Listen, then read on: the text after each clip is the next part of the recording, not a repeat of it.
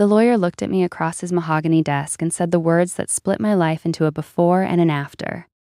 "Sarah, before we discuss the inheritance, there's something you need to know. Your husband filed for divorce 11 months ago.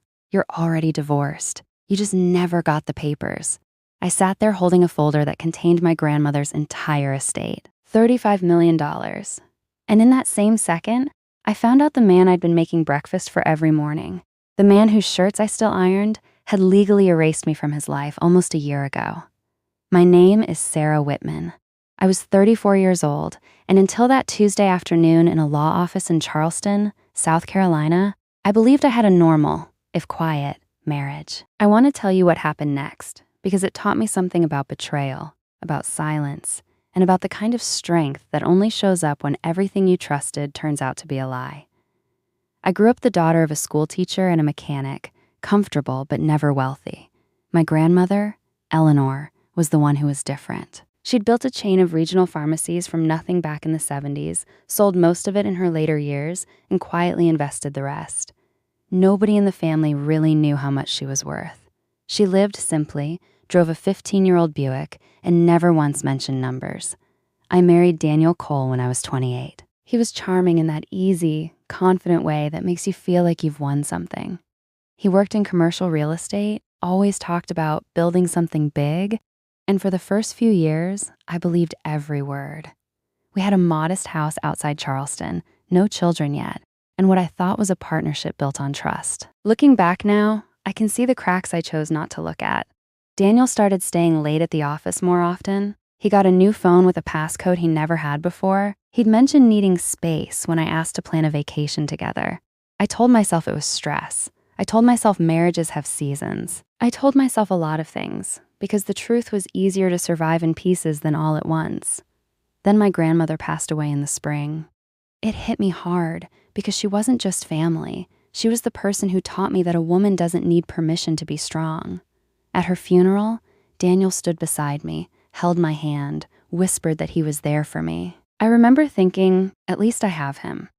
3 weeks later, her estate attorney, a calm, careful man named Mr. Whitford, called and asked me to come in alone. I assumed it was standard paperwork. I had no idea my grandmother had left me the overwhelming majority of her fortune, $35 million in investments, property, and a private trust she'd built specifically with my name on it. She'd apparently watched Daniel more closely than I ever gave her credit for, and she'd told Mr. Whitford years earlier, in her own words, "If anything ever happens to me, I want this protected for Sarah and Sarah alone." I didn't understand how prophetic that instruction would turn out to be. Because it was in that same meeting, right after explaining the inheritance, that Mr. Whitford paused, looked almost sorry for what he was about to say, and told me that during the routine background and title checks required before finalizing the trust, his office had discovered a filed divorce decree. Daniel had filed quietly, using a small firm 2 counties away, almost a year earlier. It had gone through an uncontested process, likely because I never showed up to contest something I never knew existed. He had forged my acknowledgement of receipt using an old signature from a shared property document. Legally, in the eyes of the state of South Carolina, I had been divorced for months. I just kept living like a wife because nobody ever told the wife. I remember my hands shaking so hard I couldn't hold the coffee cup Mr. Whitford's assistant brought me. I asked him to repeat it because some part of me thought I'd misheard. He didn't repeat it unkindly. He just said, "I'm sorry, Sarah." I know this is a lot at once. Here's the part that still sits heavy in my chest. If my grandmother hadn't died, if this inheritance hadn't forced a legal review, I might never have found out. Daniel could have kept living in that gray zone, still coming home, still calling me his wife in front of friends, while legally, on paper, I was nothing to him. I started putting pieces together that night, sitting alone in my car in the parking lot, not ready to drive home to a house that wasn't really ours anymore. The timing wasn't a coincidence. 11 months ago was around the same time Daniel had pushed hard for us to refinance our house and add his name more firmly to a business account I'd helped fund. It was around the same time he'd started talking about a business partner named Renee, a woman he described as just someone from work. It was around the same time he'd stopped wanting to talk about having children, saying we should wait and see how things go. I went home that night and, for the first time in years, I really watched him. He kissed my cheek like nothing was wrong. He talked about weekend plans like we had a future.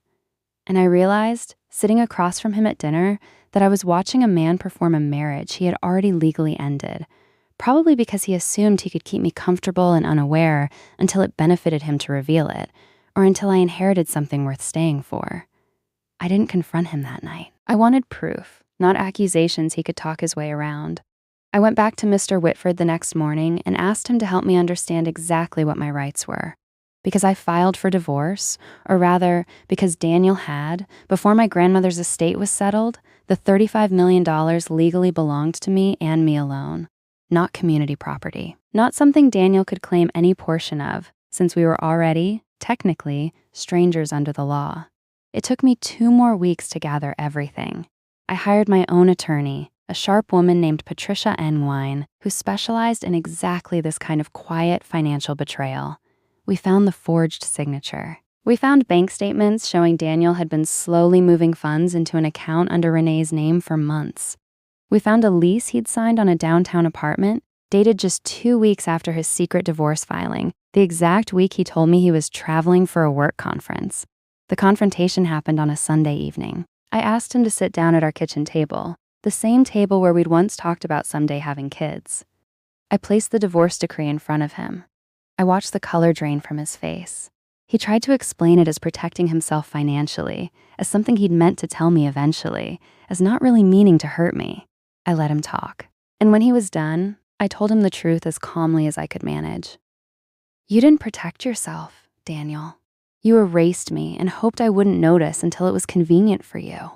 Then I told him about the inheritance, about the fact that he had accidentally guaranteed himself zero legal claim to any of it, and about the forged signature Patricia was already preparing to report. He didn't get a cent. Not from my grandmother's estate, not from the appreciation on our home, which legally reverted fully to me once the fraudulent divorce was formally addressed and reissued properly in my favor. He lost the relationship with Renee not long after, once she realized there was no fortune coming his way after all.